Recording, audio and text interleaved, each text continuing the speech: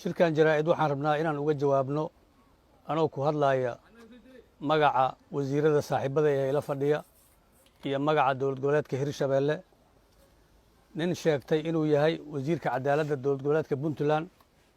oo ku tilmaamay dowlad goboleedyada dalka ka jira marka laga reebo Puntland iyo Jubbaland inay yihiin dad ducafo ah oo meel ay ka taliyaan aysan jirin madaxweynaha Puntland ku amaanay xaalana meesha uu ka degan yahay sidii villa Soomaaliya oo kale in loogu qadariyo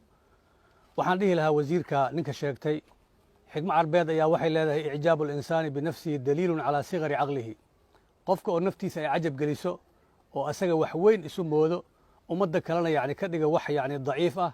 taas waxay daliil u tahayba calaa sigari caqlihi caqli yaraantiisa marka taasi waxay muujinaysaa un caqli yaraanta wasiirkay muujinaysaa inuu iscajab geliyo oo isteedyadii dalka ka jiray oo dhan uu ka dhigay wax ducafo ah oo meel ay ka taliyaan aysan jirin oo Puntland iyo Jubbaland oo kaliya marka laga reebo inta kale ay ducafo yihiin waxaan rabaa ninka wasiirka sheeganaya inaan u sheego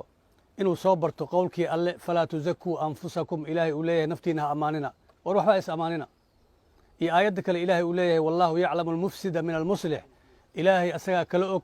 kan mufsidka ee arlada fasaadinaya oo fasaad ka shaqaynaya iyo qofka muslixa ah marka inaa isamaantaba wax macno oo ay samaynaysa yani haba yaraatee ma jirto marka waxaan dhihi lahaa ninkan wasiirka sheeganaya cadaaladdow inaad is ammaanto oo dowlad goboleedyada waddanka ka jira oo kula midka ahna aad xaqirto cadaaladda noocaas ah wasiirkeeda adaa sheeganaya nooca ay tahay adaa lagaa raba inaad jawaab ka bixiso intaas haddaan intaas uga baxo dowlad goboleedka Soomaaliyeed ee Puntland waxay sheegtaan inay yihiin hooyadii federaalka balse markaad fiiriso sida ay madaxdooda ay ula dhaqmayaan shacabka ay maamulaan iyo qaabka ay ula dhaqmayaan madaxdii talada dalka soo qabatay ku meelgaarkii iyo kadibba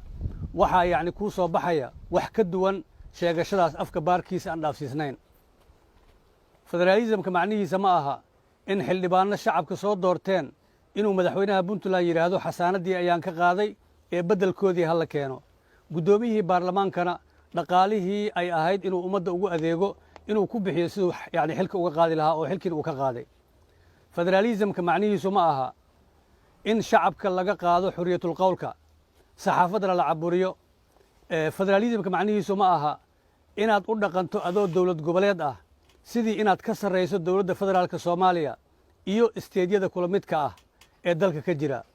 federaalismka macnihiisu ma aha in laba madaxweyne goboleed oo isku hayb ah inay isbaaro u dhigtaan masiirka ummadda Soomaaliyeed federaalismka macnihiisu ma aha in muqdisho oo caasimaddii dalka ah inaad ajnabi marti u noqoto kana dalbato inay ammaankaaga sugaan markaad dib u akhriso taariikhda madaxdii Puntland soo martay waxay yacni ka sinaayeen dhammaantoodba in haddii dowlad adag oo xoog leh ay Soomaaliya yeelato in isla xisaabtan